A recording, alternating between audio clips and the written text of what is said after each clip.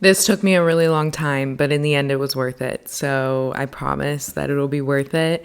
I think they say like the longer that you're in the relationship, the longer that it takes for you to get over it. I also know they say that it usually takes around like 7 times of you trying to leave before you actually end up leaving. So if you've gotten to that point, if you're here and you've gotten to that point, I congratulate you because you got through like the hardest part. I think the first thing that I regret and also don't regret is I regret being like really petty in the beginning. So whenever everything started like crumbling down and everything started getting really bad, I started getting really petty. And I think that's something that I really regret because I don't regret not being petty. I was petty for like a short amount of time and then I just was like, fuck it. And I think I don't regret not being petty because at the end of the day, like, that person is who that person is. It's not going to change. You try to change them for X amount of time. So you just kind of got to move on from the pettiness. And that's a huge part of how you know that like you're ready to move on, at least. Taking it seriously from the beginning. So like taking your single days seriously, focus on yourself, try to become the best version of yourself, and don't like run around and hook up with people like I did, because that's what I did. I just like ran around and had my little hoe days, and I definitely regret that. It's just not something that, looking back, I'm very proud of. So don't do that. Don't be like me. So I allotted like 4 months where I was like, okay, I'm going to give myself 4 months to be sad, 4 months to be upset about this, 4 months to just cry it out and be super distraught. I gave myself those 4 months and then I was over it. I didn't cry about it. And truly, like, I would cry probably like every once in a blue moon when like a random thought would pop in my head. But that was truthfully like, I got my 4-month period where I just cried, let it out, and then it was time to move on. You need to delete, block, all that. You need to do all of the blocking, all of the deleting, all of the everything, because like cyber stalking is just keeping you wrapped in it. Like knowing what they're doing with their life, knowing what's going on in their life is just keeping you wrapped in it. I think I cyber stalked for like a month. And then I was like, what am I doing to myself? This is literally like hurting me to do this.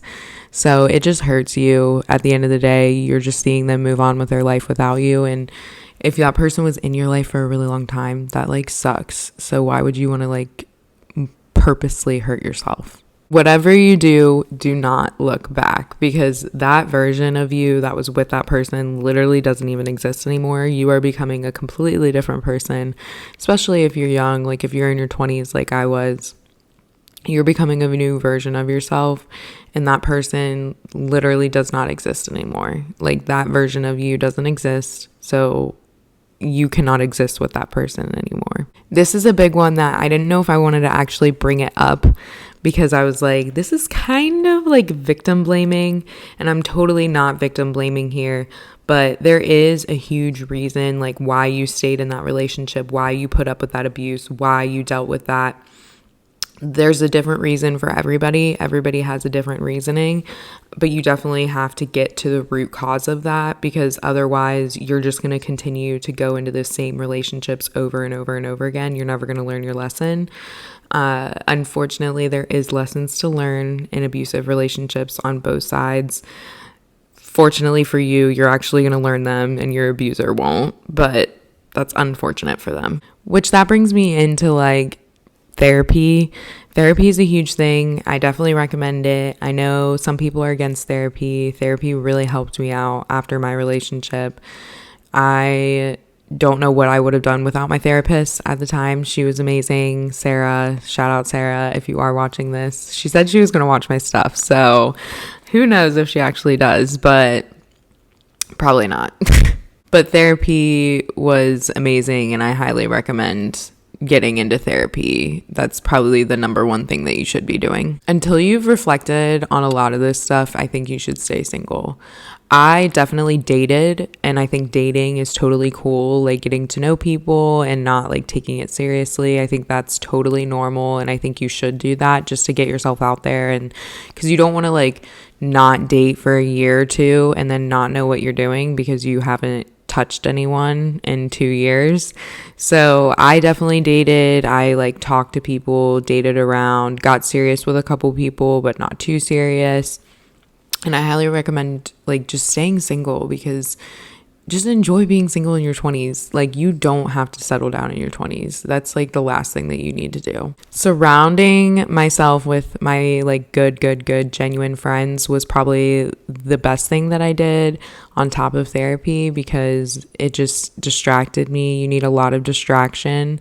Your brain, especially if you were in the type of emotionally and like mentally abusive relationship that I was in, your brain is going to be going up, down, a million different directions. Like, one day you're going to be ecstatic and you're going to be like, fuck yes, like fuck that guy, like whatever. And then the next day you're going to be like, oh my God, I miss him. What was I thinking? It's going to continue for, honestly, those like thought patterns continued for me for at least 2 years. And that's really like shitty to say, because it's like, damn, that's a really long time. But like I said in the beginning, like, I think it just depends on how long you knew that person, how long you were in that relationship with that person.